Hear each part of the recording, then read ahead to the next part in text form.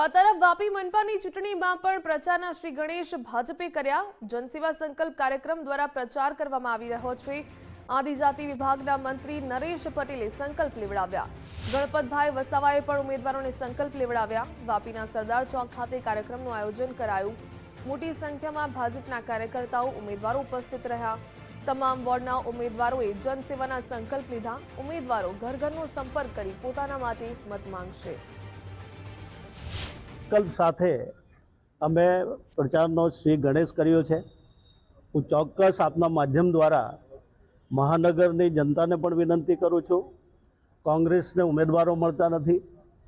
આપ તૈયારની થાળીમાં જમવાની તૈયારી કરી રહ્યું છે, પણ જે રીતે અત્યારે આમ તો ચોક્કસ રીતે આવતીકાલે અને 15 તારીખે ચોખ્ખું જાણવાનું મળશે, પણ અત્યારે જે રીતે આપણને જાણવા મળે છે એ પ્રમાણે 500 બેઠક કરતાં પણ વધારે બિનહરીફ થવા જઈ રહી છે।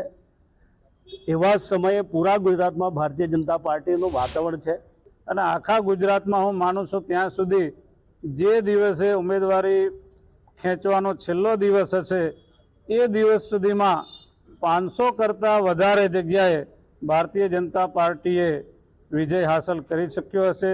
એટલે પહેલો ઘા રાણાનો એ પ્રકારે ભારતીય જનતા પાર્ટી અમારા જગદીશભાઈ વિશ્વકર્મા સાહેબની આગેવાનીમાં આગળ વધી રહી છે। તે અમારો તો એક જ મુદ્દો હશે, નરેન્દ્રભાઈ મોદી સાહેબે જે આપ્યો છે પ્રજાની સુખાકારી માટે વિકાસના કાર્યો, એ ભારતીય જનતા પાર્ટી હજુ છેવાડાના માનવી સુધી પહોંચાડવાનો